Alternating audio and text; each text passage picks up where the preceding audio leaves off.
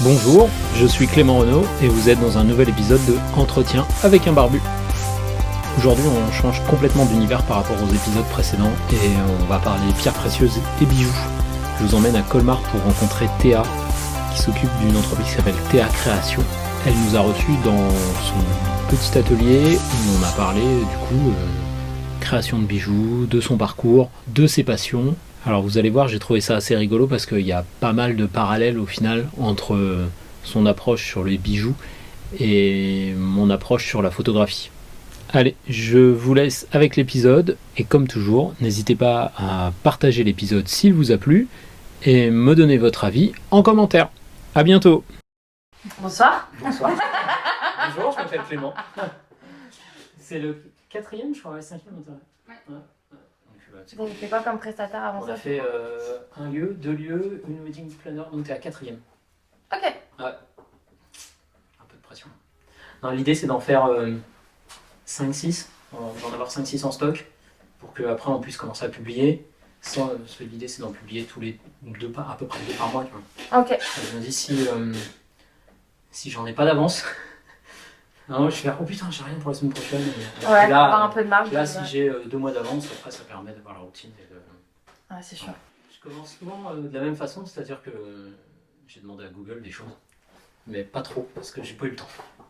Parce qu'en fait, on se connaît pas. Enfin, On s'est jamais rencontrés. On s'est jamais rencontrés. Jamais rencontrés. C'est vrai. On se connaît depuis, de nom déjà depuis quelques temps. Moi, je connaissais Théa, la modèle. Oui. Voilà. Et puis un jour, j'ai découvert que tu faisais des bijoux. Hein. Mais c'est pas vrai. Je me suis dit, ah mince, en fait, elle fait pas que des podiums. Et du coup, j'ai demandé quand même un petit peu à Google pour voir si c'était Alors, je sais même pas s'il faut une vraie formation ou si c'était une passion qui est devenue. Mais non, j'ai vu que c'était ton vrai parcours de vie, en fait, le côté bijouterie. Et bah voilà, tu vois, c'est ce qui est bien. C'est ce que je trouve intéressant dans ces interviews, c'est que du coup, ça permet aussi de découvrir un peu les gens un peu plus que ce qu'on connaît de la surface, en fait. Oui, non, on sait, ouais, Théa, elle fait des bijoux, mais c'est tout. Ouais, mais en plus, sur Google, je sais pas ce que tu trouves sur Google. Moi-même, j'ai même pas cherché. Parce que je préfère être derrière l'atelier, derrière un établi que derrière un ordinateur. Donc c'est vrai que sur les réseaux sociaux, c'est pas ma force, le site internet non plus. Ma force, c'est d'être derrière l'établi en fait. Donc c'est vrai que je sais même pas ce que tu as trouvé, tu vois. J'ai pas trouvé grand chose. Oui, voilà. Non, et puis déjà la difficulté, elle était tout bête, mais Théa, c'est pas ton prénom complet. Non. Donc du coup, je fais merde. Et puis sur Facebook, il n'y a pas non plus ton nom de famille. Non plus. Longue histoire.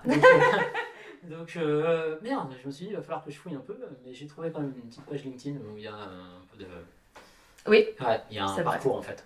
Ouais, je mets rien dessus. Non, il n'y a rien dessus, mais du coup j'ai eu un nom, prénom, un parcours. Pas quoi écrire dessus. Et moi c'est pareil, sur ma page LinkedIn, il n'y a rien à part... mais j'ai pas ce truc LinkedIn, c'est un réseau très pro, mais du coup, qu'est-ce qu'on met dans le pro? Est-ce qu'on peut mettre la même chose? Alors, on peut pas se permettre de mettre la même chose que sur les réseaux sociaux. Et d'un côté, j'ai pas non plus d'en mettre de trop. Donc c'est vrai qu'au final, je suis un peu un fantôme sur LinkedIn. Après, c'est pas bien grave. Non. Mais il paraît que c'est un bel outil C'est un bel outil pro, justement, pour communiquer vers les pros, choper du business. Je pense que quand tu fais du B2B, je pense que c'est hyper intéressant. Mais c'est vrai que, étant donné que je travaille essentiellement avec les particuliers, c'est pas forcément ma force, quoi. Non, mais je pense que c'est bien d'y être par principe. Oui. Mais, et puis même si un jour je veux ouvrir autre chose, ou je veux me développer dans admettons autre chose, j'ai quand même aussi ce moteur de recherche là où je peux chercher. Parce que c'est vrai que si on cherche un emploi, admettons, c'est aussi par là qu'on peut passer. C'est par là qu'on peut passer. Ouais. J'ai découvert il y a quelques années, donc je me dis ouais. Et après, être absent des réseaux, c'est pas forcément un mal en effet. Surtout, moi, s'il n'y avait pas la partie communication par l'image, forcément liée au métier. Hein. Oui. Si je pouvais fermer Facebook. C'est un peu pareil. Moi, je poste sur les réseaux, sur ma page pro, parce qu'il faut. Et que la majorité des clients, quand ils viennent me voir, quand je leur demande, mais vous m'avez connu par quel canal, enfin voilà, et puis ils me disent très souvent, c'est les réseaux sociaux. Après, c'est bouche à oreille, c'est des retours de clients. Et après, ça peut être aussi, on m'a découvert sur marché, exposition, salon. Donc c'est vrai que les réseaux, ça passe au-dessus de tout pour l'instant. Et, et à côté de ça, je trouve ça assez, entre guillemets, pas ironique, mais parce que je connaissais du coup l'autre facette de Théa, tout le côté modèle. Le côté modèle, donc Théa, dès qu'elle fait un shooting photo, il lui faut une pinte de bière. C'est ça que t'as entendu? Non, pas ça. Non, Ce qui me paraît, c'était ça. C'était ah, tu shootes avec Théa, prépare la bière. c'était le côté. Tu sais, on associe forcément le côté modèle au côté image et réseaux sociaux, justement. Et c'est rigolo de t'entendre dire, bah finalement, moi, les réseaux sociaux, ça me gave. Bah oui, j'ai toujours utilisé les réseaux sociaux pour une raison précise, qui est de soit promouvoir l'entreprise ou promouvoir à l'époque quand j'étais modèle ou plus, enfin ou autre quoi. Et c'est vrai que sinon, à part ça, personnellement, je pense que c'est bien pour la santé mentale. Tout à fait. Ouais. Et je me limite même parce que je trouve que c'est aussi très dangereux, je trouve, les réseaux sociaux on se fait quand même facilement happer. Alors vous avez peut-être une vie de famille, etc. Donc les enfants sont là pour dire ouh, on est là, hein, voilà. Mais à part un toutou et voilà, j'ai un toutou, un conjoint, mais c'est vrai que pour l'instant pas d'enfant, donc il n'y a pas ce côté. C'est pareil avec les enfants parce que en plus ils reproduisent ce qu'on fait. Et bien sûr. Donc c'est des dangereux. fois tu te retrouves, ils sont en train de et tu fais quoi là? Puis en fait tu es en train de faire la même chose. Bien sûr. Ouais. Mais oui, on se fait avoir. Hein. Combien de fois, des fois je me suis couché. À un moment, on dit il est 22h30, t'as fini une série, tu vas se coucher, puis t'étais en train de regarder une vidéo. Jusqu'à 1h du mat. Et avant, tu fais waouh, il est minuit. Ah non, non. Ouais. Racontez-moi l'heure et demie que j'ai perdue là. Bah, pour te calmer, tu regardes le temps d'écran que tu passes et là tu te calmes direct. Tu fais c'est pas possible que je perde autant de temps d'une journée pour ça. Hors de question. Hors de question. Non, mais c'est pas facile. C'est vraiment. Ils font tout pour que ça soit addictif. Ouais. Là pour le coup, il faut de la rigueur et faut vraiment tenir le coup. Je trouve que c'est pas facile. Et donc du coup, j'ai pas trouvé grand chose pour en revenir sur la présentation. À part un parcours très orienté bijouterie dès le début, parce que c'est ta formation scolaire, on va dire. Et du coup, c'est une passion depuis toujours. C'est la petite fille qui voulait faire des bagues. C'est ça. Bah, j'ai commencé, tu sais, en tant que petite fille, c'était la tendance, les perles Swarovski, avec du fil de pêche, enfiler ça. J'ai commencé avec ça, bêtement. J'adorais faire ça. Des boucles d'oreilles, des poissons. J'adorais faire ça et je faisais un stand entier dans les marchés aux puces. Hein. Enfin, je veux dire, vraiment, j'étais une folle. J'en faisais plein, vraiment. J'adorais ça. Et je dois encore avoir une boîte avec toutes les perles qui me restent. Mais en fait, ça avait un petit peu commencé là-dessus. Et à l'époque, je me souviendrai toujours mon prof d'art appliqué au collège. Donc là, on parle collège, qui disait mais faut que tu fasses quelque chose autour de l'art. T'as quelque chose là-dedans. Et par exemple, il voulait me lancer sur le tatouage. Mais j'étais pas du tout à l'aise sur le tatouage. Je disais, ouais, faire le tatouage, on n'a pas le droit à l'erreur quand même quand on tatoue quelqu'un, c'est chaud. C'est sûr. J'ai tout de suite eu peur là-dessus. Finalement. Pardon. Mais c'est vrai que du coup, j'étais là un peu réticente là-dessus. Je dis oui, mais j'avais un réflexe, c'était que quand je dessinais du bijou. Ouais. Essentiellement. Sans. Ouais, spontanément, c'était le. Ouais, c'était un peu ça qui m'attirait. Et puis j'ai commencé, j'ai fait un petit stage de découverte histoire de voir un peu ce que c'était le métier. Et j'ai bien aimé et puis je me suis lancée là-dedans. Donc j'ai commencé à faire ma première année au lycée Edgar Faure-Morteau, qui est un lycée professionnel sur la bijouterie, mais aussi sur l'horlogerie. Ils font beaucoup de métiers artistiques et techniques. Et c'est vrai que j'ai fait 1 an en bijouterie et je me suis spécialisée en sertissage. Donc l'art et la manière de fixer les pierres sur les métaux. Car qui peut le plus peut le moins. Donc j'ai voulu commencer à apprendre tout de suite à sertir afin de savoir aussi laisser assez de matière pour sertir. Parce que souvent les sertisseurs avaient ce problème de les bijoutiers ne savaient pas forcément laisser. Soit ils laissaient pas assez de matière et c'était insertissable, on ne pouvait pas le travailler. Ou alors il y en avait trop. Et là, ça demande quand même aussi un peu de travail en amont pour enlever un peu le surplus de matière en fait. Donc j'ai commencé là-dessus. Et après mes études, j'ai travaillé tout de suite pour une grande entreprise qui travaille avec les grandes marques Place Vendôme en fait. Ça a duré 6-7 ans, 6 ans et demi, 7 ans je crois. Et puis voilà, ça s'est arrêté là et je me suis dit, je voulais pas m'arrêter là, je voulais pas m'arrêter dans la bijouterie, je voulais continuer là-dessus. Et je me suis dit, pourquoi pas me mettre à mon compte. Voilà, ça a été un peu une question qui s'est posée et qu'est-ce que j'ai à perdre? Pas grand-chose. C'est sûr. Voilà, sachant que j'avais déjà acheté le matériel en fait au fur et à mesure avant la création de l'entreprise. Parce que je faisais ça, je faisais des bijoux un petit peu à la maison avant même d'avoir mon entreprise. Donc, ce qui me permettait de me faire plaisir à mes proches. Enfin, les événements sympas, les anniversaires, tout ça. Donc ils avaient toujours un petit bijou, un petit quelque chose. Ça a commencé un peu avec ça, et puis il y a eu des modèles qui ont eu, on va dire, un certain succès, et là je me suis dit, ouais, bon, bah, allez, on se lance. Il y a des retours, c'est que ça plaît, et puis, et comme dit, voilà, j'avais pas grand chose à perdre à ce moment-là, donc allons-y. Allons-y. Alors, moi je réagis sur 2 points. Déjà, tu as eu un prof qui t'a dit fais du tatouage, c'est quand même pas commun. Mais alors qu'aujourd'hui, je dessine, je suis là, non, jamais de la vie. J'ai plus du tout. Ouais, mais ne serait-ce que le prof qui, ouais, le dessin, l'art, machin, mais tatouage, quoi, tout de suite. Je sais pas, il avait un truc. Bah, il me disait qu'en fait, le truc dans le tatouage, il disait il y a du travail dans le tatouage. Ah, il y a du travail. Et puis, à l'époque, il y a quand même quelques années de ça, une bonne dizaine d'années, hein, voire plus, on disait quand même, il disait, mais aujourd'hui, tu vas te faire tatouer, t'attends 6 mois. Ouais, du coup. Et je pense qu'aujourd'hui, c'est à peu près. Ouais, puis ça s'est beaucoup développé. Ça Ça dépend des tatouages. Ça dépend des tatoueurs, c'est sûr. Mais c'est vrai que ça s'est beaucoup développé et on en trouve partout. C'est devenu, il y a eu un phénomène tendance sur. Aussi. Alors c'est pas que c'est peut-être devenu tendance, si il y a peut-être un côté, mais et puis c'est sorti de l'ombre. C'est ça. Avant le tatoueur c'était le pas de mal quand même. Pas de mal quand même. Chacun est libre de dessiner son corps comme il le veut. C'est très bien. Ça chouette. Non mais c'est vrai.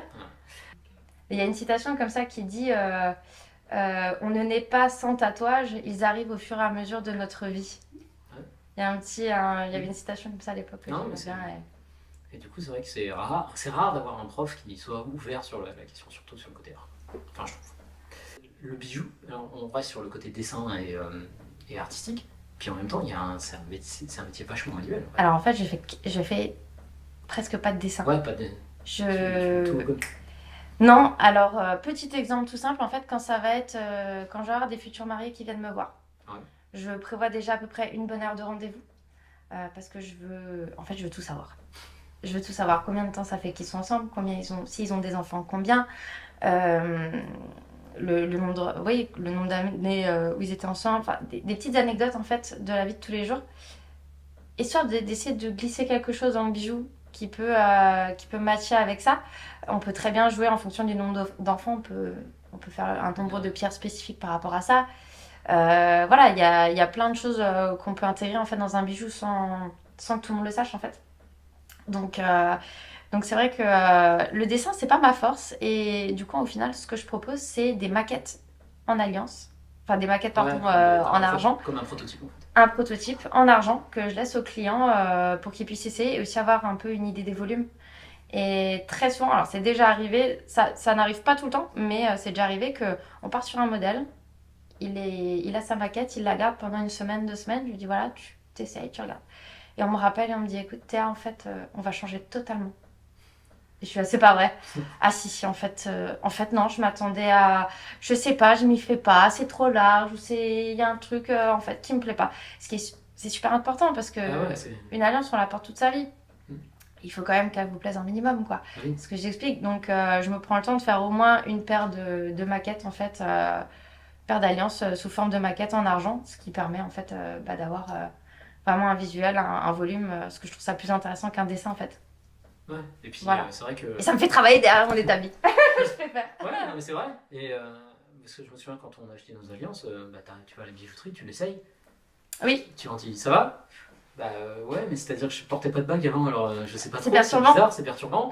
Et puis, bah oui ou non ? Bah oui. Puis terminé. Ouais. Puis si au bout d'un mois tu la portes, tu fais en fait, si j'ai su...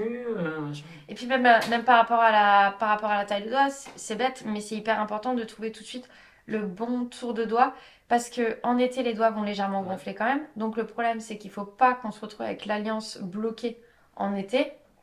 Et il ne faut pas non plus la perdre en hiver, parce qu'en hiver, ça va dégonfler. Donc il y a ce petit entre-deux aussi à trouver. C'est aussi un petit challenge, hein, faut pas croire. On a acheté au mois de janvier, tu vois, on avait des petits doigts au mois de janvier, on s'est marié au mois d'août. On avait des gros doigts au mois d'août. Bah c'est ça change un petit peu. Et en fonction des personnes, ça peut varier quand même pas mal de taille. Donc, la morphologie qui change. Voilà, les articulations qui s'élargissent avec le temps, ce qui est normal. Hein, ouais, c'est bien ce côté, tu t'y vas au feeling, quoi. Enfin, en feeling, tu intègres ce que les gens ils ont dedans, mais il n'y a pas un dessin en mode préférer ça ou ça. C'est ça. Ouais. Et en fait, j'ai déjà, du coup, avec toutes ces maquettes d'alliance, ça me permet d'avoir comme un petit peu un petit catalogue en fait. Ouais. Donc j'ai tout de suite des pièces à présenter en disant voilà, je peux faire cet état de surface ou celui-ci. Et si vous ne trouvez pas l'état de surface qui vous plaît, à ce moment-là, on regarde, cherchez un peu, faites, je leur donne des devoirs, hein. Je leur dis, prenez, vous allez sur Pinterest, vous faites un petit tableau, inspiration alliance, et vous regardez tout ce qui vous plaît. Et après ça, on regarde ensemble s'il y a un état de surface qui vous plaît en particulier, et j'essaie de le reproduire. Voilà. Et du coup, après, donc tu gardes tout? C'est-à-dire Tous tes les prototypes? maquettes? Ouais. Ouais, les maquettes, je les garde. Après, je les mets en vitrine. Si ça peut faire un euro par la suite, tant mieux. Mais c'est vrai qu'au final, soit je les garde, soit je les refonds. Mais Oui, très c'est ce que souvent, je les garde. j'allais dire, c'est parce que ça te permet de refondre et de refaire. C'est ça. Mais sur de l'argent, étant donné que c'est pas une matière très onéreuse, je peux me permettre de le garder un petit peu en stock, c'est Ouais. pas un problème. L'or, ça aurait été une autre histoire, pour le coup. Ouais, enfin, faire des prototypes en or, j'imagine. Non, tu fais pas. Tu- Non, non. Ça peut vite coûter cher. Très vite, ouais. Donc c'est pour ça que puis ça me permet d'avoir, comme dit, une petite base à présenter déjà. Voilà, même si c'est en argent, on peut pas forcément se projeter si on veut de l'or jaune ou de l'or rose, mais au moins on peut se projeter sur les volupes en fait. Ouais, sur les volumes, le poids va être un peu différent, mais au moins tu sais ce que c'est sur l'or. C'est ça. Et t'as déjà eu de la demande, vraiment quelqu'un qui vient par exemple avec un modèle précis en tête, un dessin, Précis. J'ai vu ça à Place Vendôme, je veux la même chose mais moins cher. Oui, oui, j'ai déjà eu des clients qui étaient très fermés sur un modèle, on va dire. Après, effectivement, on va pas reproduire exactement la même chose. Donc, il va falloir travailler sur le détail, sur les dimensions, pas faire les mêmes dimensions, changer, voilà, essayer de trouver quand même un petit mix, quelque chose, pour que aussi, derrière, il faut aussi que ça... Je dis toujours, en fait, moi, je suis là aussi pour créer le bijou qui vous ressemble, en fait. L'idée, c'est que chaque être humain est unique, donc pourquoi un bijou ne serait pas unique pour chaque être humain? Enfin voilà, je veux dire, c'est aussi ça la démarche principale quand quand j'ai créé l'entreprise, l'idée sur le long terme, en fait, je disais, c'était le rêve vraiment, c'est voilà, devenir vraiment une bijoutière de famille. Dans le sens, j'ai eu je suis en train de le vivre tout doucement et c'est super chouette parce que j'ai des jeunes couples qui sont arrivés dès le début, qui m'ont commandé des petits cadeaux à s'offrir entre eux ou des petites bagues de promesses, etc. Et puis après, j'ai le monsieur qui vient un peu plus tard, j'aimerais bien une bague de fiançailles. Et là, en fait, on est déjà content pour eux, quoi. Il y a déjà un petit truc parce qu'on les, voilà, moi je sais, quand on les connaît un petit peu d'avance, et voilà. Et du coup, bague de fiançailles, ok. Et puis ils reviennent un peu plus tard, alliance, let's go, quoi. Et puis là, voilà, je suis bientôt bébé, et puis ça va dire, va falloir faire la gourmette, la médaille, ou voilà, enfin, je veux dire. Et après, tout ça, je vais voir toute cette famille évoluer, en fait, et je trouve ça, c'est ça qui est super chouette. Et aussi d'avoir cette transmission, en fait, les transmissions de bijoux aussi. Quand j'ai quelqu'un qui vient avec des bijoux de la grand-mère, qui ne sont plus forcément au goût du jour, qui ne lui conviennent pas à elle, si on est sur de la belle matière, sur de l'or 18 carats, on peut le refondre et le retravailler pour qu'elle ait quelque chose qui lui ressemble, mais tout en ayant l'âme de sa grand-mère dans ce bijou. Enfin, voilà, c'est pas la bague de mamie, mais c'est la bague de mamie quand même. C'est ça, et chaque bijou a une histoire. Enfin voilà, et c'est vraiment pour ça aussi que je me suis mise à mon compte, parce que je pense que c'est aussi ça qu'il me manquait, ce côté humain avant. Vraiment. C'est rigolo parce que je viens de faire le lien là dans ma tête. Souvent quand on discute, moi quand je discute avec des futurs mariés, je leur dis, vous savez, après le mariage il vous reste le marié, les photos et la bague. Oui. Et en fait, dans ton discours là, tu dis des choses que je vais dire à peu près moi à mes clients en tant que photographe, sur le côté transmission de patrimoine, le côté générationnel, la séance de couple, le mariage, la famille après. Ça m'est arrivé d'avoir... oui, tu deviens un photographe de famille. Tu deviens un photographe de famille. J'ai eu des gens, des fois, qui sont venus voir, en disant, ah ça y est, il a fait sa demande, donc du coup, on va parler du mariage. Et t'es content parce que tu les as suivis. Ouais. Et, après, séance grossesse, naissance. séance grossesse, naissance, famille. voilà. C'est magique, je trouve. Ouais. D'avoir vraiment tu vois ces gens évoluer, grandir, vieillir aussi. Mais, mais je veux dire, je trouve ça... Ouais, on a aussi un peu... on n'est pas que prestataire de mariage, on suit vraiment aussi les familles tout au long de leur vie, en fait. C'est ça. Et j'ai de la chance, et toi aussi du coup, on couvre vraiment des événements très souvent qui sont heureux. Donc voilà, il y a des naissances, il y a des mariages, voilà, c'est souvent, on pense aux bijoux pour des événements heureux. Donc pour le coup, on récupère que du positif, c'est quand même... c'est vrai. C'est une chance qu'on a. Et, tu vois, c'est tout l'intérêt de ce genre de discussion, c'est que j'avais jamais vraiment fait le parallèle. Jusqu'à présent, je voyais le bijou en mode, t'achètes un bijou, et puis... mais en fait non, il y a une transmission, comme la photo, il y a un petit côté sur le prestataire, sur l'artisan, d'inscription dans l'immortalité, quoi. Mais tellement, parce que mais quand justement quand je termine des alliances, à chaque fois je suis là, je me dis, j'arrive pas à m'en rendre compte. Ils vont porter ça jusque dans la tombe potentiellement. Ouais, enfin, et même quand maintenant je me présente pas ou des fois je vais n'importe où, que ça soit dans un bar, dans une boutique ou quoi, et je reconnais mes créations, je reconnais mes bijoux. Il y a quelques modèles, voilà, on sait que c'est moi tout de suite. Quand je les vois porter sur les gens, mais je suis là genre. Il y a un truc qui se passe à l'intérieur de moi et j'ai juste envie de dire champagne, allons-y quoi. Mais parce que je trouve il y a rien de mieux pour un artisan comme ça de voir ses créations qui sont portées quoi. C'est comme toi quand tu vas chez tes clients et tu vois tes photos en tableau, comme ça tu fais waouh. Et ces gens-là ils le regardent tous les jours, ils sont contents de l'avoir et voilà. Et du coup, et les alliances c'est quand même un truc. Enfin voilà, c'est vraiment le type de projet que j'adore parce que au-delà de tout son sens, de tout cet amour qu'il y a en plus dans les couples, etc. Enfin, on sent un petit peu cette. Voilà, il y en a, ça déborde d'amour, c'est trop mignon, c'est super. Enfin, voilà, il n'y a que du positif à tout ça. Mais qu'en plus de ça, on se dit, purée, même le jour où je suis plus là, je laisse quand même des belles bagues. C'est ça. Des belles alliances à ce petit couple. Voilà, je veux dire. On sort de là un peu plus. Enfin, je suis plus légère, moi. Après ça, voilà, j'ai ce jour où petit tu truc. décides de devenir commercial en croquettes pour chat, tu peux. Par exemple, je me dirais toujours, voilà. Tout le reste de ta vie, il y a des gens qui. Je finirais par faire des croquettes pour chat et puis je ferais des médailles en plus de ça. J'en ai déjà fait, c'est pour ça que je te dis ça. Ouais, parce que du coup, il n'y a pas de limite. Il n'y a pas de limite. Parce que, forcément, on parle d'alliance parce que lié au mariage, mais tu as parlé des gourmettes, tu as parlé de. Voilà, donc gourmettes, boutons de manchette, tout type de bagues, médailles pour toutou, pour chat. Voilà, à partir du moment qu'il y a du métal en fait à travailler, tant que c'est de l'argent et de l'or, pour moi c'est bon. Alors, du coup, tu viens de répondre à une question, je vais te poser. Forcément argent et or ou tu travailles autre chose? Alors, argent massif uniquement et or 18 carats uniquement. En dehors de ça, c'est un petit peu plus compliqué à travailler. Et puis les chaînes de bijouterie font très bien ça. Donc voilà, laissons-leur ça. Tu tombes sur un coût de production qui va être... Oui, et puis je pars toujours d'un principe, c'est que c'est avec des belles matières qu'on fait des belles choses. Oui. Voilà. Et l'or 18 carats, c'est ce qu'on récupère de nos grands-mères, etc. C'est un alliage qui est fait pour durer réellement. Ouais. Donc, je mise tout sur ça et je refuse de travailler sur un titrage en dessous de celui-ci, en fait. Pour être sûr de la qualité de mon matériel et des matériaux et du travail. C'est comme aller au restaurant avec des produits frais bio du coin et plutôt que des pâtes super.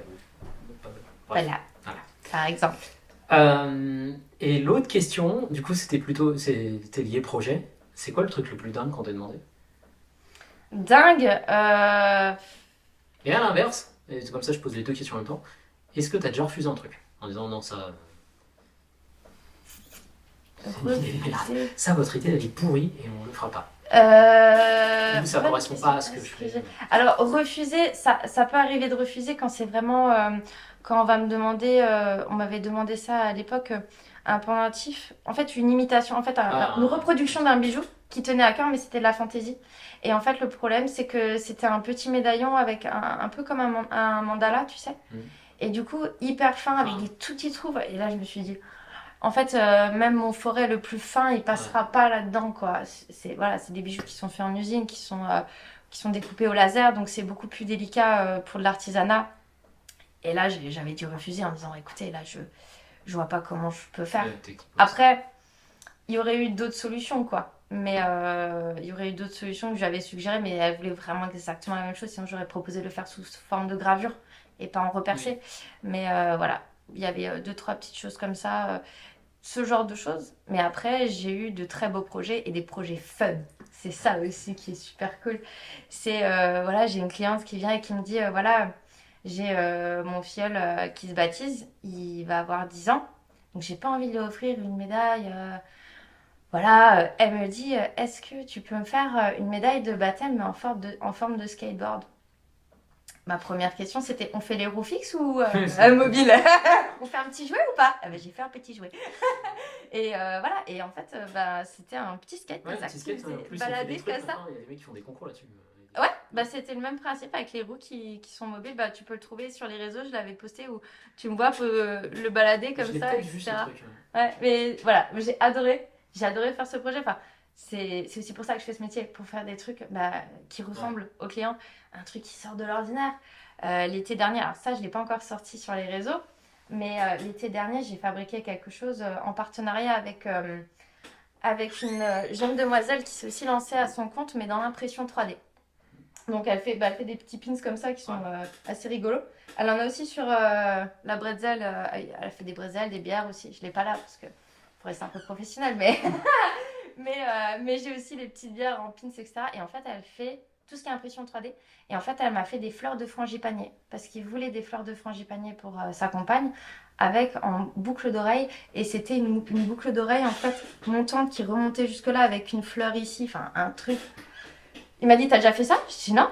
Mais c'est pour ça que je fais ça aussi, quoi. Oui, Et c'est là où je dis merci parce que, alors, bien sûr, c'est des projets qui vont prendre un peu plus de temps qu'on le pense en général, mais on apprend des choses. Ouais. On apprend et on a envie de faire d'autres choses comme ça après. Enfin voilà, c'est aussi pour ça que je fais ce métier parce que sinon, effectivement, j'aurais continué à travailler pour les grandes marques en me disant, voilà, c'est bien, c'est super de travailler pour les grandes marques. Il y a, voilà. Quand même assez valorisant, etc. Mais c'est vrai qu'il me manquait ce côté humain et ce côté pièce unique, ce côté à l'écoute du client. Et j'ai fait 12 fois la même alliance. Et aller, j'ai un délire d'avoir un client qui arrive et qui dit bon, j'ai un délire un peu spécial, je t'avoue, et commence à me raconter. Et moi, je me frotte déjà les mains, je suis là, allez, ça va être génial, voilà. Ça prend plus de temps, mais je m'éclate derrière tout ça, quoi. Et c'est ça aujourd'hui qui m'anime dans ce type de projet et dans ce métier, en fait. Il n'y a pas de routine, c'est le côté. C'est ça, tu t'ennuies jamais, il y a toujours un challenge. Tu te réveilles à 2h du matin en disant si je fais ça comme ça, est-ce que ça marcherait? Et après tu réfléchis, non, faut que tu te rendors. Tu fais chat, j'ai une idée. Tu sais ma bague dont je t'ai parlé? Non, mais c'est ça, souvent on laisse un petit peu le projet en stand-by en disant je sais pas encore comment je vais faire, je réfléchis un peu, et puis au fur et à mesure ça vient, je fais, ok, ça y est, maintenant je vais me lancer parce que c'est bon, j'ai commencé à visualiser ce que je veux, comment je vais le faire, etc. Donc c'est vrai que quand on travaille des états de surface qu'on n'a jamais travaillé, il faut réfléchir, il faut essayer, prendre du temps à essayer, etc. Mais voilà, et quand après on a un résultat et que le client en face il est satisfait, bonheur. C'est bonheur. Bonheur. Ça prend combien de temps à faire une bague? Bah ça va dépendre du modèle. Ouais, oui. Prenons une alliance. Tu mets combien de temps à faire une photo? Bah ça dépend. Non, alors, la question qui venait derrière, c'était demain, il y a un couple qui va se marier l'an prochain et qui veut venir te commander des alliances. Est-ce que 6 mois avant c'est trop tard? Est-ce que pour quelque chose, on va dire, de pas ultra technique, pas ultra technique, mais l'alliance plus classique, des simples efficaces. Après, si c'est vraiment des modèles très simples, très efficaces qu'on trouve, on va dire, un peu partout, ça va vraiment être des modèles effectivement qui se font assez rapidement. Parce que dans ce type de modèle, je ne vais pas forcément faire de maquette puisque oui, c'est... il n'y a rien de très spécifique, il n'y a pas de sur-mesure. Voilà, c'est, admettons, une petite alliance de migeon ou ruban, enfin voilà, quelque chose de très simple. Ça, en soi, en 2 semaines, ça peut être fait, c'est pas le problème. Voire, en 2 semaines, ça peut être fait. C'est juste que ce que j'ai tendance à faire, c'est quand je fais mes devis, en fait, je fais mes maquettes en argent. Une fois que je les réceptionne, je fais le devis. Et en fait, mon poids des maquettes en argent va me permettre de faire un devis très précis en fonction du poids aussi du métal. Et en fait, à ce moment-là, en fonction du temps qu'on va avoir, ce que je propose à mes clients, c'est de faire plusieurs acomptes, histoire déjà de lisser ça, parce que c'est vrai que des alliances, c'est quand même un certain budget. En dessous de 1 000 € une paire d'alliances, ça devient quand même un petit peu compliqué, parce que bon, c'est pas nous, hein, c'est le métal. Oui, c'est le métal, et puis l'or. C'est le métal qui fait ça. Voilà. Donc c'est vrai que ça peut être un budget conséquent, et j'en ai bien conscience. Et donc c'est pour ça qu'en général, après, je demande à mes clients, ça vous arrange comment? On fait ça comment? Et en fonction de... là, j'ai des mariés pour, par exemple, pour mai qui ont validé leur maquette récemment. Ils ont validé le devis. Ils ont commencé à faire 25% d'acompte en janvier. Janvier, février, mars, avril. Et en avril, ils sont livrés. Voilà. Ouais, dans l'idéal, dans les 6 mois avant, c'est bien quoi. Ça laisse En fait, ça va être plus confortable pour le pour, client. pour le client. C'est surtout ça. Ça laisse le On temps peut de- venir un peu en dernière minute avec moi si c'est des petits, enfin si c'est des Oui, c'est modèles quelque chose basiques, de ça. ça va. Mais le problème, c'est qu'il me faut toujours un acompte pour payer la matière avant. Ah oui. Donc c'est aussi ça. Donc s'ils ont le budget S'ils pour arrivent tout avec claquer une d'un valise, coup, S'ils arrivent avec voilà. une valise avec 10 000 euros en liquide, Ah, je peux pas, c'est 1000 € maximum. c'est 1000 euros. Ouais. C'est vrai, c'est vrai. Voilà. Donc non, mais c'est vrai que ça peut aller vite. Après, ça va dépendre aussi des périodes. C'est vrai que bah voilà, plus on avance dans la période estivale, plus ça commence à se serrer. C'est vrai qu'après Noël, ça a été quand même, moi, ça a été encore un petit peu costaud en début d'année. Donc voilà. Ouais, On je a pense la qu'il y a période des de la périodes. Saint-Valentin, Ouais, je pense que etc. c'est ça. Alors, j'ai rien préparé sur les réseaux pour l'instant pour la Saint-Valentin. Voilà, là-dessus, j'ai dit les réseaux sociaux, c'est pas mon truc. Mais c'est vrai que oui, voilà, la Saint-Valentin, on est au début, on commence à se poser voilà, les messieurs se posent un peu les questions, qu'est-ce qu'on pourrait, comment ça je vois que ça réagit un peu sur les réseaux, etc. Est-ce que, voilà, ça va commencer à venir tout doucement, je pense. Et du coup, on te trouve sur enfin, Instagram, Facebook. Instagram, Facebook. T'as ton site internet avec un petit catalogue apparemment de produits. Il n'y a rien encore dessus. C'est vrai.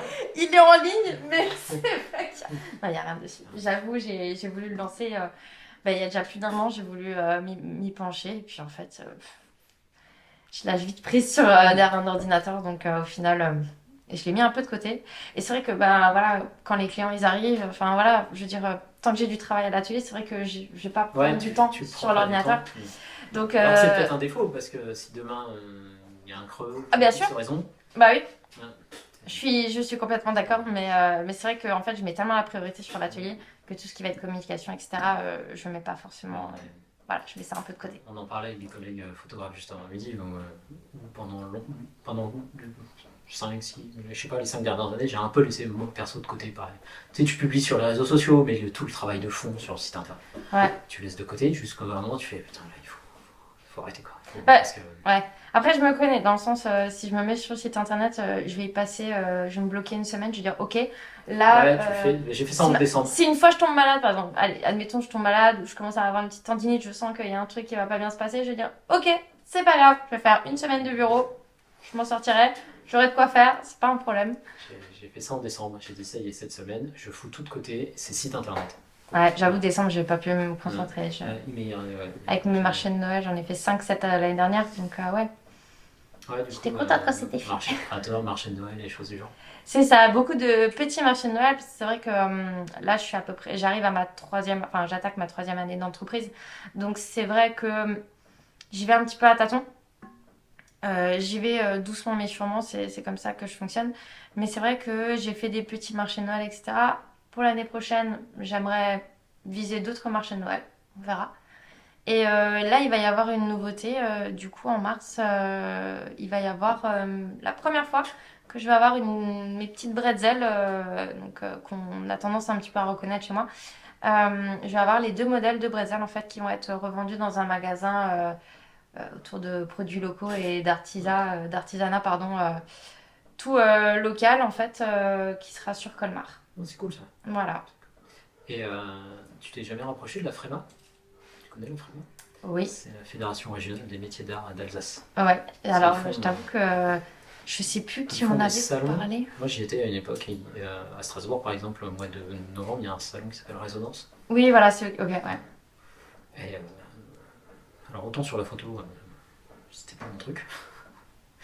Mais je suis sûr que sur ce genre de petites choses. Bah, alors après. Parce qu'ils ont Résonance qui est quelque chose, quand même, un monstre au niveau taille, voilà. Mais après, il y a plein de petits événements plus petits, plus salons, plus. C'est ça. Après, c'est vrai que je veux pas. Enfin, c'est pas que je veux pas me déplacer jusqu'à Strasbourg, mais étant donné que je réceptionne mes clients ici, il faut que mon client soit aussi capable de venir jusqu'à Auxerre, jusqu'ici, dans le secteur de Colmar. Donc, est-ce que mon prospect de Strasbourg aura le courage de venir jusqu'ici? Je suis pas la seule bijoutière d'Alsace et encore moins du secteur de Strasbourg. Il y en a plein et il y en a des talentueux. Donc, je veux dire, je me vois pas démarcher non plus, aller jusqu'à Strasbourg pour démarcher. Parce que je trouve que, voilà, il y a des bijoutiers là-bas qui savent très bien travailler et talentueux. Donc, je veux dire, voilà. Après, je pourrais. C'est vrai que ça peut être sympa.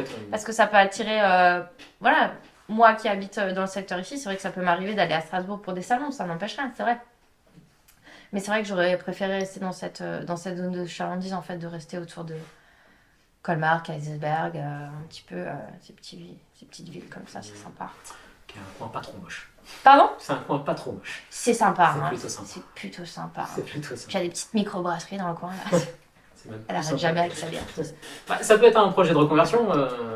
Ah, mais ouais. Ouais. Je pense, ouais. Et t'as pas de projet en mode. Alors, ça fait que 3 ans, mais est-ce que à long terme, tu te vois dans une structure en mode bijouterie ou petit atelier? Très honnêtement, Tu sais pas? j'en sais rien. J'en sais rien. Et Ça, c'est la question d'entretien d'embauche. Et vous voyez où dans 5 ans? Ouais, très honnêtement, je suis pas du genre à m'imaginer les choses. En fait, c'est vrai que non, j'imagine pas. Je fais pour que, mais j'imagine pas. C'est vrai, c'est peut-être que je m'y mette à imaginer. C'est vrai. Non, peut-être. Après, c'est Mais plus du je tout la me dis même que- chose. Hein. La boutique, ça veut dire qu'il faut du volume, il faut du stock, il faut du. C'est ça. Est-ce que c'est quelque chose qui va m'animer, qui va m'intéresser? Peut-être pas. J'ai vraiment envie de garder en fait ce côté très humain, Ouais. d'être à l'écoute des clients et de prendre le temps. Comme dit, voilà, c'est pour ça que je fais vraiment enfin, que je fais sur rendez-vous aussi. Ça plaît ou ça plaît pas. Mais c'est vrai que quand on arrive ici, bah, on voit pas de modèle terminé ici. C'est pour ça que c'est vrai qu'il faudrait que je développe mon site internet et les réseaux rien que pour ça. Parce qu'ici, j'ai pas de vitrine non plus. Mais c'est vrai que voilà, quand j'ai des futurs maris qui arrivent, je leur dis tout de suite, je vous préviens, le rendez-vous c'est 1 heure minimum. Parce qu'on va se prendre le temps, Ouais, on va discuter, on va regarder qu'est-ce que vous aimez, qu'est-ce que vous aimez pas. Non, Voilà. c'est super important. Et je trouve que, voilà, comme le photographe, Ouais. on est dans un métier où on va suivre les familles. Donc je trouve que c'est important d'être à l'écoute dès le début. Et puis, enfin voilà, je veux dire, il y a quand même aussi une partie.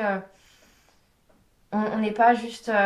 Enfin ouais, je sais pas comment, j'ai pas les mots pour ça, mais je veux dire, on suit quand même les familles tout au long de leur vie. Donc je trouve que c'est hyper important d'avoir vraiment voilà, notre place aussi et de leur donner cette place-là en disant voilà, là, il y a 1 heure minimum, on travaille ensemble et.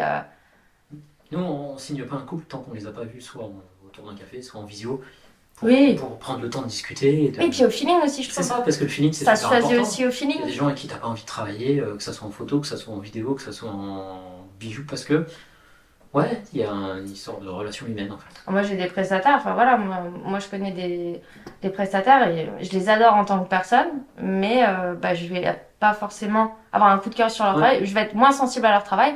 Par contre, je vais avoir des gens, j'adore leur travail. Et Puis tu les rencontres, bah d'un coup tu les aimes parlant, plus, tu- t'aimes plus leur travail. Ouais, c'est ça, c'est T'as beau ce ce truc en qu'il- fait, ouais, non, en C'est ça. fait le feeling il est pas passé, c'est Le comme. feeling. Et puis c'est comme ça. C'est normal. Et je Oui, dis, c'est normal. C'est même bien en fait. Mais il en faut. Moi, je préfère que des gens ne m'aiment pas plutôt que de laisser indifférent. Ouais. C'est- Faire plaisir, enfin, attends, c'était quoi cette. Attends. C'est plaire à tout le monde, c'est plaire à n'importe qui. Ouais, c'est ça. Sacha Guitry. C'est- Mais ouais, donc c'est vrai que. Ouais, je suis bien comme ça. Pour l'instant, je me vois pas évoluer plus que ça. Après, est-ce que j'ai cette peur de réussir? Bah, ça, c'est un autre sujet, hein, fréquemment, hein. Je crois que je suis Ouais, après, tout de suite dedans. Tu couperas ça au montage. Hein. Mais voilà, moi, j'ai aussi ce côté où j'ai pas confiance en moi. Donc, je suis vraiment partie, en fait, tellement. À la base, quand j'ai créé l'entreprise, c'était vraiment pour vendre dans un premier temps des bracelets bretzel. Et c'était j'imaginais absolument pas déjà faire des alliances, en fait. Donc là, au bout de 3 ans, me dire que j'ai déjà fait quelques paires d'alliances en quelques années, ce qui est déjà dingue. Cette année, je pense que je vais battre mon record en termes d'alliances. Mais je veux dire, là déjà, il y a un sens, il y a quelque chose, quoi. Et en fait, comme dit, quand j'avais lancé l'entreprise, c'était absolument pas dans le but. Je me suis dit, ouais, bah c'est bien, je vais vendre quelques bracelets bretzel. Je vais être toute contente parce que ça va être les Alsaciens fiers de l'être qui ont porté leurs bracelets bretzel. Il y a quand même ce petit côté. Ouais, ok, on est de la même team, c'est bon, toi aussi t'es fière, ok, c'est cool. Je veux dire, voilà, il y a un petit côté assez sympa là-dessus. Mais après, quand tu fais des alliances, c'est encore un autre level, quoi. Enfin, je veux dire, il y a encore autre chose, quoi. C'est unique. Et c'est vrai que, ouais, déjà ça, je me l'imaginais pas. Donc, qu'est-ce que tu veux que je te dise dans 3 ans, ce que je veux devenir? Non mais après, je pense que tous les gens toutes les personnes qui travaillent dans le milieu de l'artisanat et de la créativité, on a tous un petit côté syndrome de l'imposteur, hein, comme on dit. C'est, Ouais. ouais, est-ce que finalement, j'ai le niveau, est-ce que ceci, est-ce que cela et c'est important. J'ai Bah, il faut se entendu, remettre en question quelqu'un aussi. dire le jour où vous arrêtez d'avoir le syndrome de ce fameux syndrome de l'imposteur, changez de métier, quoi. C'est que vous allez perdre en créativité parce que pour vous, ça va être. Tout sera déjà Ouais, éliminé, c'est ça, pas c'est bon en de fait. questions à se poser. Tout ce que je fais, c'est bon, je gère. Et du coup, il y a plus. Comme tu as besoin de créer. Enfin, comme tu n'es pas sûr, tu te pousses à aller plus loin. Et du coup, c'est important pour se challenger. Ah non, c'est sûr. Mais en tout cas, on voit une chose, c'est que tu es super passionné et ça fait super plaisir. C'est vrai. Ouais, on sent que ça vient de dedans. C'est pas. Ouais, je Ça suis vient du cœur. Ouais, ça vient du cœur. Non, c'est. Et du coup, c'était super cool. Bah ouais, c'est vrai que c'est un métier qui me passionne. En fait, ce que j'aime bien, c'est déjà c'est ce côté manuel, ce côté artistique. Et ça va être aussi, on m'avait appris ça il y a quelques années. On me disait un bon bijoutier, c'est un bon MacGyver. Et en fait, pour un détail tout simple, ça veut dire que, bah, par exemple, c'était ta surface au centre. Ouais. Voilà. Ça, je l'ai fait sur une bague un tout petit peu moins large. Et je l'ai présenté à un petit couple et monsieur avait beaucoup aimé cet état de surface. J'avais fabriqué un outil pour ça. Et il me dit, mais je veux ça sur une bague plus large. Là, je me suis dit, bon, j'ai pas l'outil adapté. Ah ben, je vais en refaire un. Et là, tu fouilles dans les fonds de tiroir. Qu'est-ce que t'as un truc en acier, en acier que tu pourrais retailler, machin. Enfin, voilà, et il y a ce côté, ben, t'as pas l'outil pour le faire, bah, c'est pas grave, t'as qu'à le fabriquer. Voilà, et en fait, tout tourne autour de ça. Enfin, je veux dire, il y a plein d'outillages qu'on va modifier au fur et à mesure. Notre cheville, donc le support sur lequel on travaille, on pose nos pièces dedans. Voilà, tu vois, elle est mangée, mais à la fin de la carrière, elle finit là, hein, parce qu'on la retaille au fur et à mesure en fonction de ce qu'on a besoin, de l'appui qu'on a besoin, etc. Enfin, voilà, c'est. Ouais, en le voyant tout à l'heure, je me demandais si ça se changeait régulièrement en fait. Alors, ça peut se changer. C'est vrai que si maintenant on fait du sertissage, si tu veux, quand tu fais du sertissage, en fonction des pièces que tu vas avoir un manche en bois avec une cire. Je vais sortir du champ, mais je vais te montrer. On peut avoir ça. Voilà. Les boîtes de chaussures, c'est pratique pour moi. On fait avec là, ce qu'on a. Et en fait, voilà, j'ai ça. Et maintenant, si je veux sortir, en fait, je me mets en situation. Là, j'ai ma pièce que je veux sortir. En fait, ici, je suis stable, mais c'est pas fifou non plus. Et là, c'est même pas la peine, je les ouvriers. Parce que quand je vais travailler, alors j'ai pas. J'ai une échoppe là. Non, si maintenant je veux travailler. J'ai vraiment même pas d'échoppe, c'est incroyable. Mettons. Je vais venir travailler là, hop. Et en fait, je vais mettre ma force dans ce sens-là. Et je risque de riper, de me blesser, de machin. Et donc, c'est vrai que ça, on peut le démonter pour avoir vraiment après une cheville de sertisseur avec vraiment un arrondi, quelque chose qui va bloquer en fait cette pièce. Et tout est tourné autour de ça en fait. Et tout est modifiable. Voilà, là, voilà, il y a plein de choses. Un établi, ça change tout le temps. Tout le temps. C'est. Ouais. Non, mais c'est vivant. C'est tellement vivant. Ça se voit et ça se ressent. Ouais, et puis c'est. Voilà, c'est faire du bijou. En fait, ce que je dis toujours, en fait, le bijou, il a toujours. C'est toujours une histoire de sentiment dans le bijou. Il y a toujours une histoire derrière. C'est souvent offert par quelqu'un, par un être aimé, etc. Donc il y a toujours quelque chose autour de ça. Et c'est pour ça que j'accepte de temps en temps. Alors, bien sûr, il y a des choses, ça peut se faire, ça peut pas se faire. Mais souvent, on vient avec des bijoux fantaisie. Et on me dit, ouais, mais personne ne veut me le réparer. Et on est là, on vient en faisant les petits jeux, tu sais, du chapeauté dans Shrek, comme ça. Et je suis là, genre, bon, ok, je vais essayer de faire quelque chose. Malheureusement, c'est pas quelque chose que je peux garantir en termes de résultats. Je peux pas garantir de résultats parce que c'est la matière qui me permet ça, en fait, me permet de dire ça. Mais c'est vrai que, voilà, des fois, je suis là. Bon, allez, je sais que c'est sentimental. Il y a un affect lié au bijou. Ouais.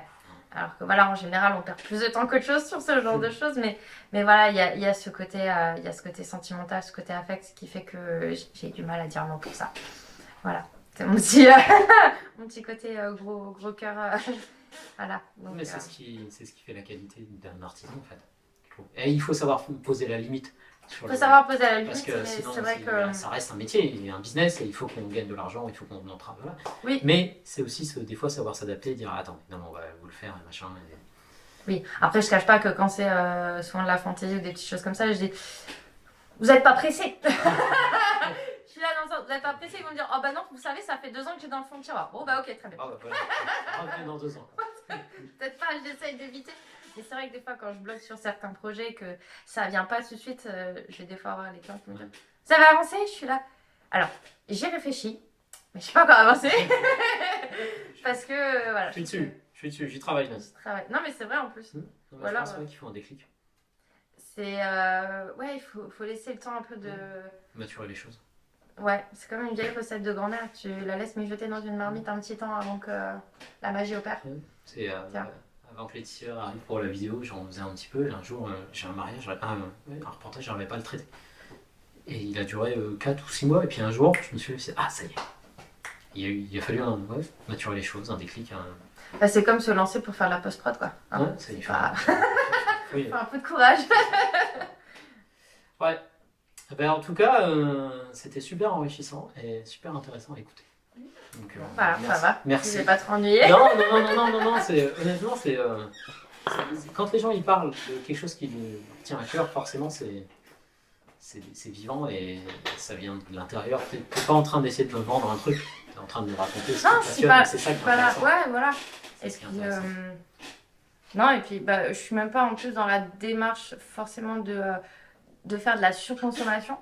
Mais par exemple, quand on vient pour une création, je dis tout de suite est-ce que vous avez par hasard de l'or qui traîne chez vous ah ouais, mais je sais pas si c'est le bon alliage. C'est pas grave, ramenez tout. On teste, on regarde. Parce que si effectivement on a des bons alliages, bah voilà, on évite d'acheter de l'or. Ça va très vite. Donc au final, puis quand ils voient qu'ils ont juste la façon à payer, ils sont ah bah au final ça va. Ça va. Bah, oui, parce que pour un bijou en or, la majorité du budget c'est la matière qu'on paye. Donc c'est vrai qu'au final, ils sont là, ah bah oui. Donc, voilà. Donc recycler.